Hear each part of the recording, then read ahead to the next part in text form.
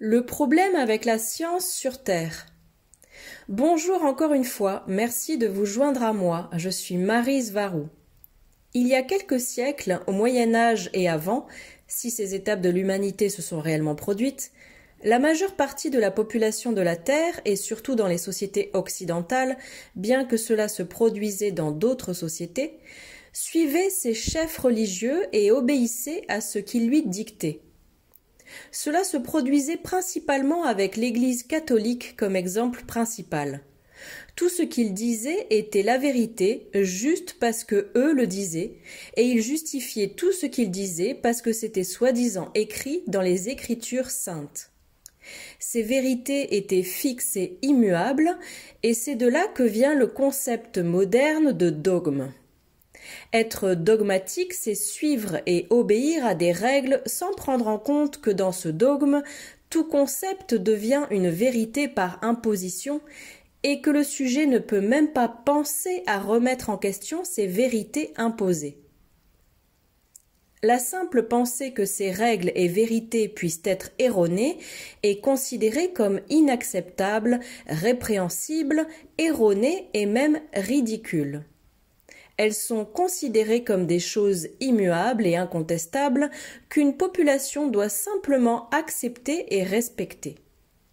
La plupart du temps, une population est tellement immergée et aveuglée par les dogmes qui lui sont imposés qu'elle ne peut même pas penser à la possibilité qu'il puisse y avoir d'autres façons de voir et d'interpréter les choses en dehors du cadre de vérité qui lui est imposé.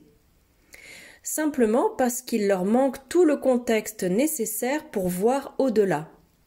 Par conséquent, tout ce qui est en dehors de leur dogme est une impossibilité et ne peut pas exister.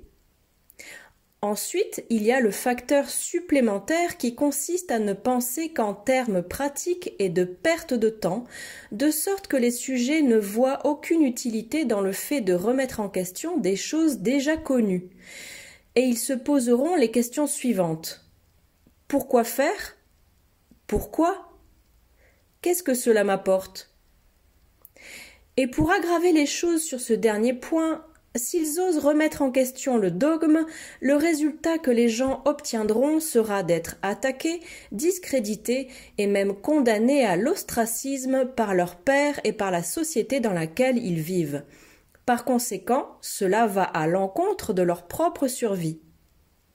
Ainsi, les gens en général, en particulier ceux qui ont quelque chose à perdre, ne verront aucun sens et considéreront même qu'il est dangereux de remettre en question n'importe quel dogme. Et c'est une autre raison pour laquelle les gens sont maintenus dans la peur, de sorte qu'ils n'aient ni le temps ni l'intérêt de remettre quoi que ce soit en question. Pour être capable d'analyser quoi que ce soit, y compris le sujet d'aujourd'hui, nous devons supposer des choses en nous basant sur ce que nous considérons comme la meilleure information dont nous disposons à chaque instant. Comme façon de penser, le mieux est de toujours garder l'esprit ouvert et d'être prêt à remplacer toutes les informations dont nous disposons lorsque nous trouvons des informations meilleures ou plus précises. Et même le critère selon lequel telle information est meilleure et s'avère plus exacte doit évoluer avec nous-mêmes à mesure que nous avançons.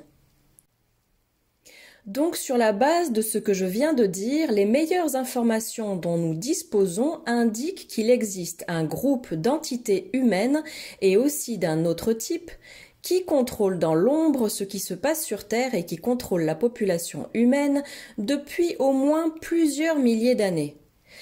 C'est en soi un thème énorme, mais je sais qu'au moins la plupart d'entre vous qui m'écoutez en ce moment même est arrivé à cette conclusion par vous-même. C'est donc ma supposition de base pour ce qui vient ensuite. L'une des choses dont a le plus besoin un groupe qui domine la société sur Terre est de contrôler la population générale afin de pouvoir l'exploiter comme une ressource et aussi pour qu'elle ne se révolte pas contre lui. Ainsi, les preuves montrent qu'ils ont créé les religions et le dogme avec elles. Tout cela en partant du principe que si tu vas à l'encontre de ce qu'ils disent, tu seras totalement sanctionné de la manière la plus sévère qui soit. Mais fondamentalement, l'imposition d'un dogme religieux est le meilleur moyen de contrôler mentalement et de guider la perception de la population générale. Et grâce à cela, de créer toute une réalité avec son ensemble de règles et de lois qui fonctionneront en faveur de ceux qui contrôlent la dite société, puisqu'elle a été délibérément conçue par eux.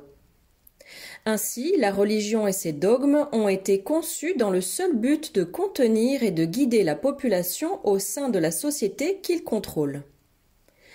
À l'époque, peu de gens osaient remettre en question le dogme religieux et ceux qui le faisaient étaient pour la plupart issus d'une autre religion et de son dogme. Mais même ceux qui étaient assez sages pour être capables de tout analyser objectivement et qui pouvaient arriver à la conclusion que beaucoup de choses dans le dogme religieux ne collaient pas, ils n'avaient simplement aucun moyen de le prouver. Et c'est là qu'est censée être apparue la méthode scientifique, il y a quelques centaines d'années, comme une méthode apparemment nouvelle pour analyser et expliquer le monde. Et c'est là qu'apparaît l'une des premières hypothèses. Le rejet systématique de tout ce qui va dans le sens de la spiritualité en raison de son association immédiate avec la religion. Aujourd'hui encore, la plupart des gens confondent spiritualité et être religieux. Cette dissociation avec tout ce qui est spirituel a contribué à l'émergence et au développement des concepts qui sous-tendent le matérialisme et, avec eux, le principe de simplifier toutes les choses en les disséquant et en les découpant en petits morceaux pour tenter d'expliquer l'ensemble. Tout cela dans une tentative d'expliquer tout ce qui est incertain.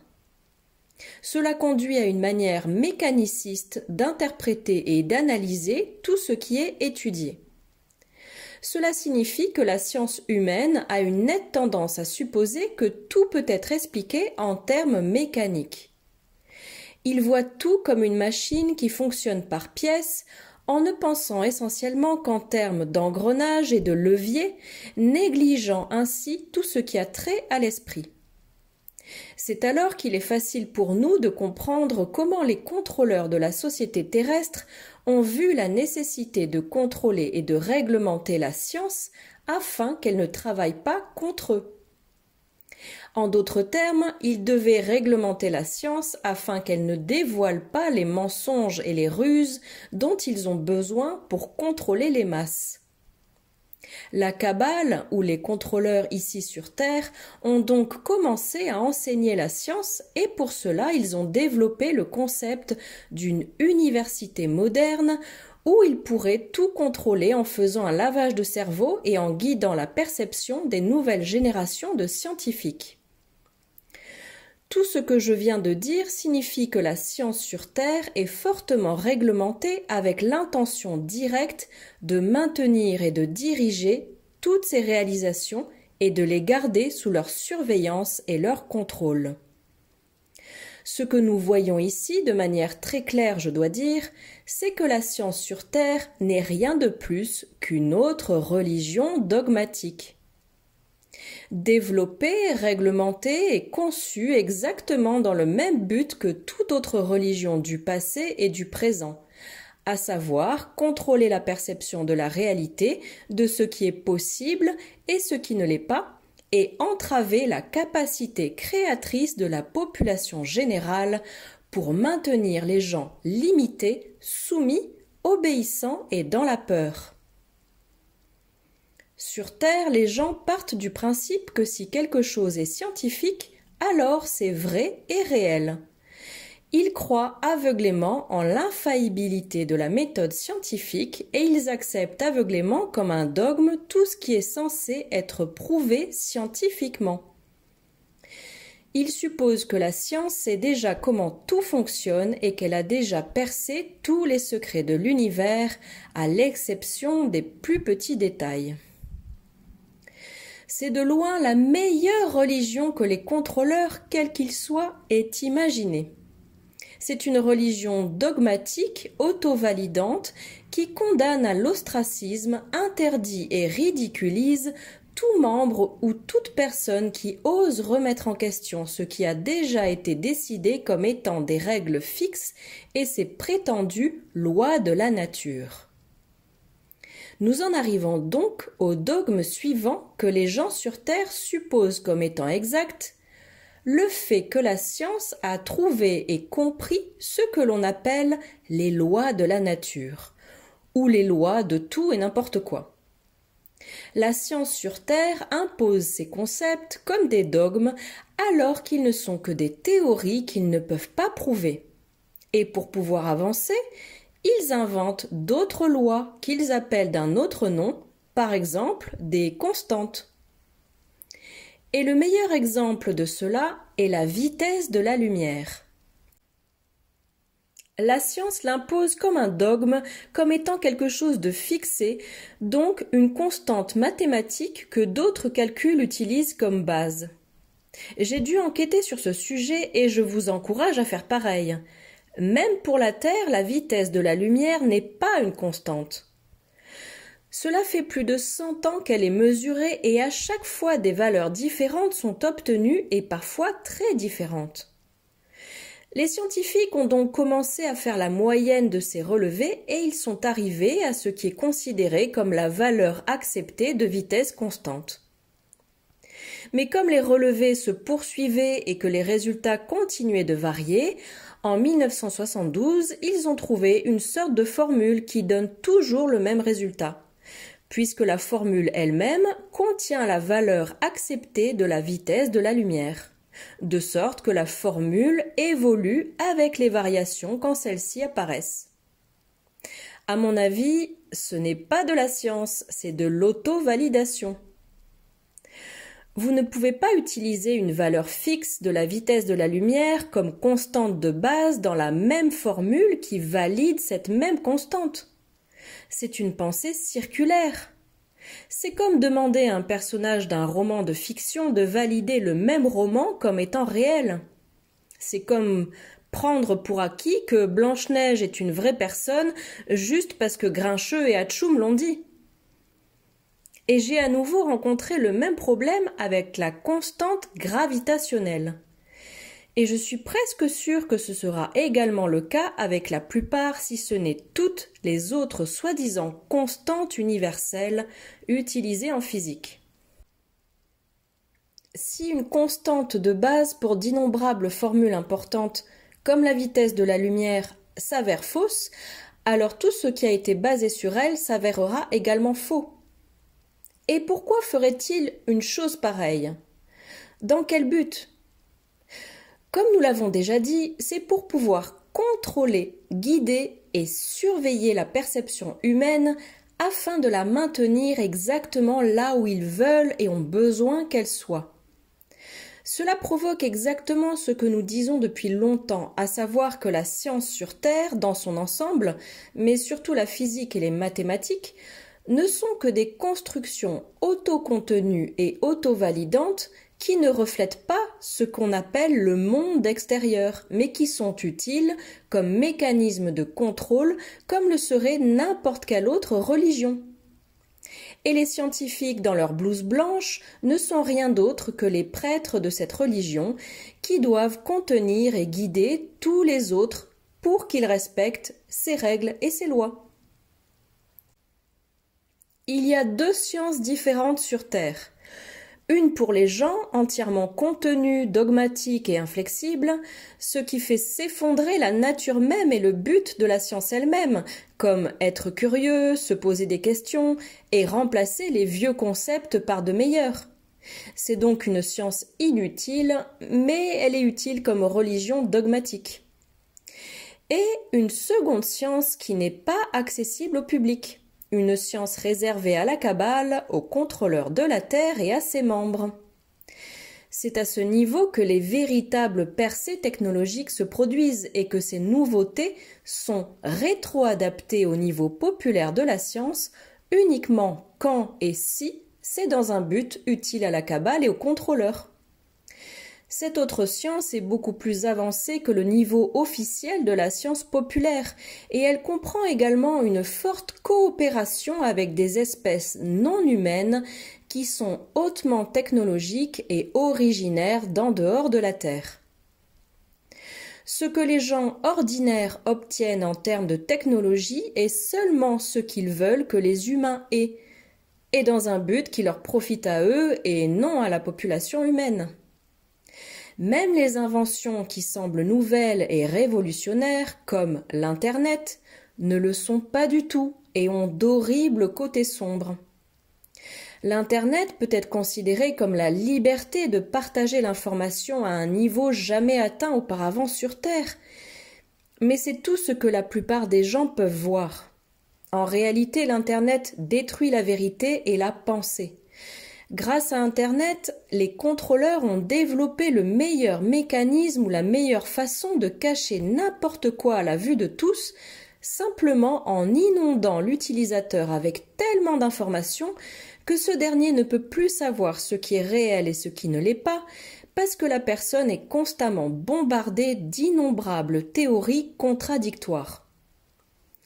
Une surcharge d'informations aussi énorme fait que les masses rejettent toutes les informations qui ne proviennent pas de sources officielles, dans une tentative d'obtenir une certaine stabilité et un cadre de réalité sur lequel baser leur vie. C'est pourquoi j'insiste vivement pour que vous n'écoutiez personne et tout le monde en même temps, et que vous développiez la force mentale et de caractère nécessaire pour développer votre propre réalité personnelle et tout ce qui la soutient. Savoir ce qui est réel et ce qui ne l'est pas est tout simplement une tâche impossible sur Terre aujourd'hui. Tout ce qui ose sortir des dogmes paradigmatiques acceptés et imposés par la science moderne sur Terre est interdit et critiqué comme une pseudo-science, alors que leur science est bien pire et n'est pas basée sur leur chère méthode scientifique, et il a été prouvé qu'elle ne l'est pas. Et toutes les branches de la science sur Terre sont contrôlées de la même manière. Ces branches sont toutes basées sur un conseil officiel socialement accepté de contrôleurs nommés pour chaque sujet, avec une hiérarchie de prêtres qui dictent à ceux qui sont en dessous ce qui est réel et ce qui ne l'est pas, comme je l'ai déjà dit, en utilisant les universités comme plateforme d'initiation. Et quand l'un ou l'autre membre s'écarte de ce qui est officiellement accepté, cette personne est simplement condamnée à l'ostracisme ou même effacée, si vous voyez ce que je veux dire. Tout ce qui a trait à la science sur Terre est de nature déterministe et mécaniciste, entraînant irrémédiablement la disqualification de tout ce qui s'écarte de ces règles non scientifiques imposées uniquement à des fins de contrôle de la population. Et tout ce qui ne peut être mesuré empiriquement de manière totalement matérialiste ne peut tout simplement pas exister.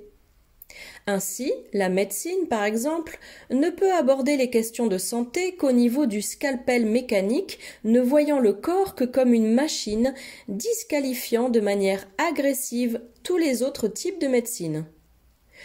Tout ce qui touche à la conscience est simplement écarté par des explications réductionnistes qui parfois frisent le ridicule. Et tous les phénomènes psychiques tels que la télépathie sont tout simplement jugés impossibles, parce qu'ils imposent l'idée que vous n'êtes situé que dans votre tête et que vous n'êtes que le produit de processus chimiques et électriques à l'intérieur de votre crâne physique. Cela amène les gens sur Terre à penser que la vie n'a aucun sens, que leur conscience disparaît après la mort et que tous leurs efforts pour donner un sens à leur vie sont inutiles et n'apporteront que des résultats douteux. La dure réalité est que la science sur Terre est clairement contrôlée par des sociétés secrètes par l'intermédiaire de leurs prêtres, qui sont au plus haut niveau de la hiérarchie des communautés scientifiques. et qu'elle est également indiscernable de la religion parce que ces prêtres scientifiques imposent, de manière arbitraire et dogmatique, des principes, des lois et des constantes non scientifiques et fausses, dans le seul but de contenir et d'orienter les résultats afin qu'ils ne s'écartent pas de ce qu'ils veulent, ce qui va à l'encontre du but de la science elle-même. Sur Terre, la science n'est rien de plus qu'une autre religion, vendue au public comme si elle était un outil pour atteindre la vérité ultime, habilement déformée et conçue pour être une construction autocontenue et autovalidante, qui non seulement n'élargit pas les connaissances, mais qui en plus est conçue pour maintenir l'esprit humain dans un couloir de pensée et de perception accepté et contrôlé, et pour empêcher les esprits et les âmes humaines de découvrir qui ils sont vraiment et d'entraver leur connexion à la source originelle et à la conscience. Et cela s'avère très attrayant pour tous ceux qui ne tombent pas dans les religions ecclésiastiques établies et qui pensent avoir un esprit critique et analytique, les trompant en leur faisant croire qu'ils détiennent la vérité ultime. Et avec cela, ils tombent ainsi dans un autre piège dogmatique religieux. La science devrait être accessible à tous, flexible et curieuse, et surtout, elle ne devrait être jamais dogmatique. Dans le cas contraire, ce n'est simplement pas du tout de la science. La science sur Terre n'est qu'une religion déguisée en mécanisme de recherche de la vérité irréfutable. Dans la vraie science, il n'y a pas de règles fixes, il n'y a pas de vérité fixe, ni de loi ou de dogme. Juste des concepts que nous acceptons comme le meilleur que nous puissions trouver, mais seulement pour le moment, car demain est un autre jour. La science doit évoluer avec celui qui l'utilise, et bien sûr, elle ne devrait jamais être utilisée pour limiter la conscience, et encore moins pour rabaisser les belles âmes illimitées. Merci de m'avoir écouté. Avec beaucoup d'amour. Maryse Varou.